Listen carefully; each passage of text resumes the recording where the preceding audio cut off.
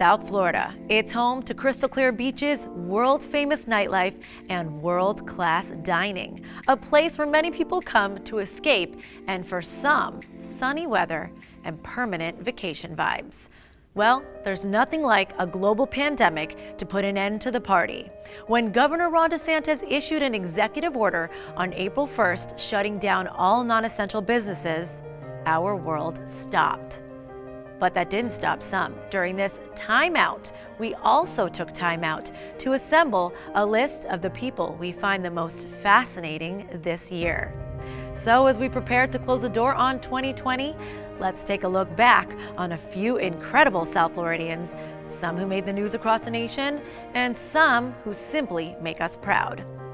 They have each found a way to leave an eternal footprint in the fabric of our beloved South Florida and beyond. I'm Kavita Channe, and this is our 7 most fascinating people of South Florida. Miami's not the only spot with spectacular beaches. Many say the turquoise coloring of Fort Lauderdale's surf has the same Caribbean flair as its South Beach counterpart, attracting tourists from near and far.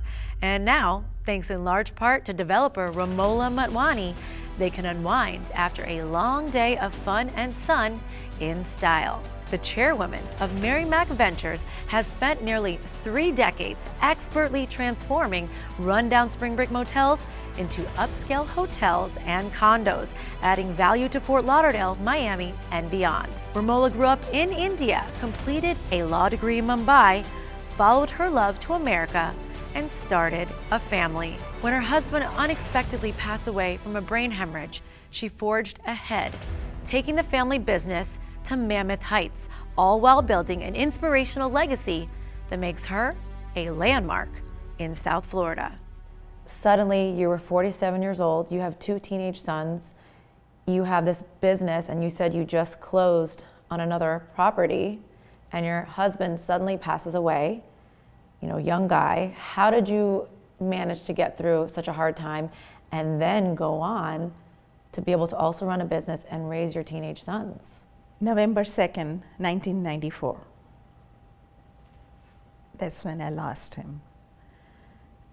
October 13th, we had just closed on Tropic A with expanding our vision for the future.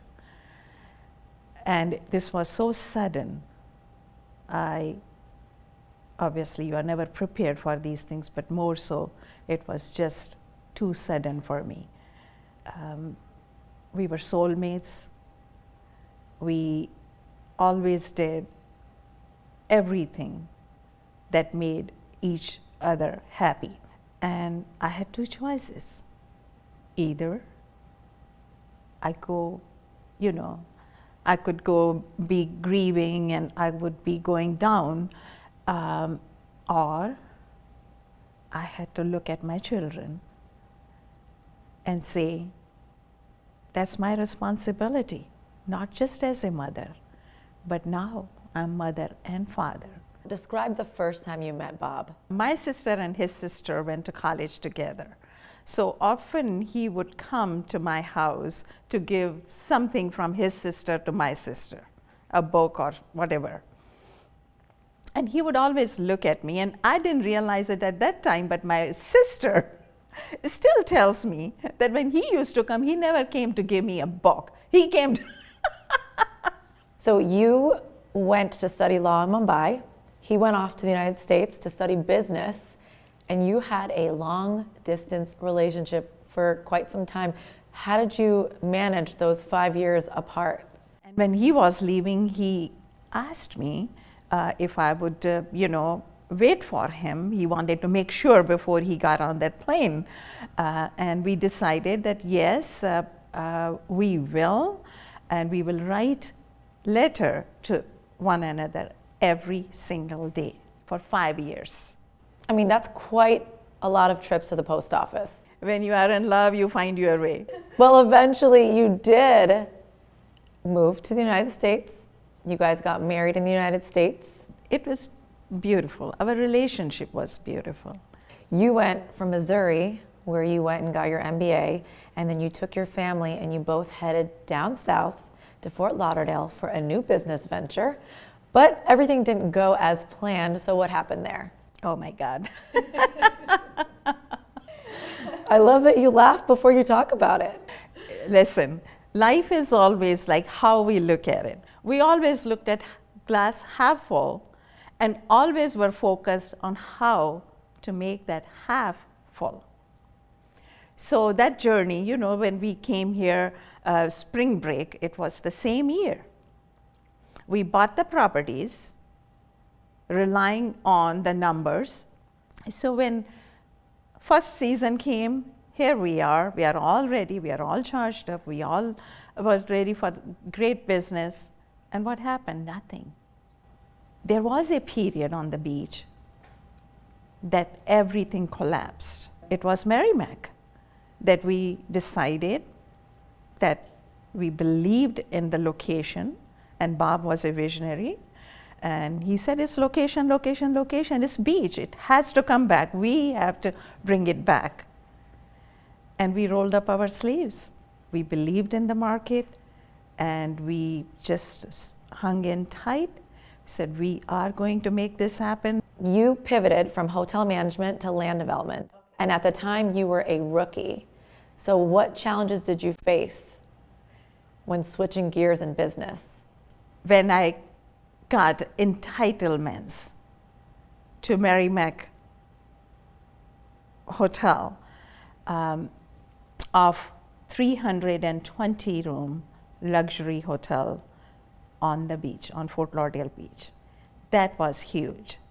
That was huge. I was a single owner of the block, and that hit the newspaper next morning. I didn't go to Cornell, and I felt like it came to me. I didn't go to Columbia for real estate development. But that knowledge came to me in my office. I must have met maybe at least 100 developers from all over the world. Fast forward now to 2020, groundbreaking on the Four Seasons in 2018. Was that emotional for you? And what would Bob say now? Bob would be all smiles.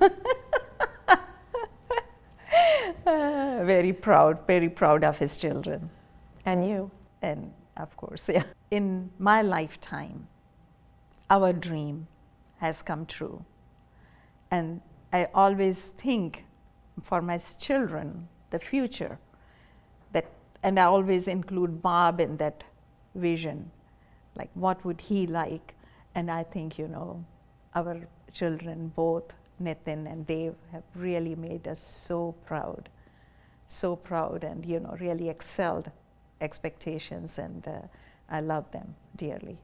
It's extremely hard sometimes to get children to embrace a family business for many, yet how do you feel at having your two sons at the helm of Merrimack Ventures? You are right, it's not easy, especially when your children go to New York, to a place like New York.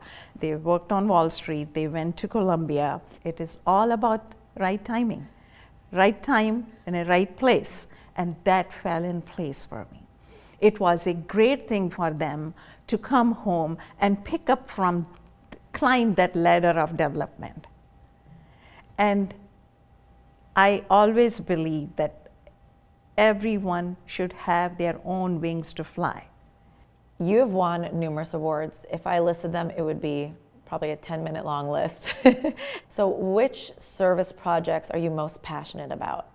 Last year, we started our Motwani Academy at Broward College that I'm very passionate about. Markets can go up, they can go down, challenges can come, difficulties can come, but education always gives you some place in your future. Any plans to retire? I don't even know how to spell that word. I knew how you were going to answer that question, but I had to ask it anyway. I'm very thankful to God. I like a balanced life. So now that my children are doing so well, I like to give back. And I always say, God, you know, make me useful. That's why He gives me this energy and passion and desire to do what's good for the community.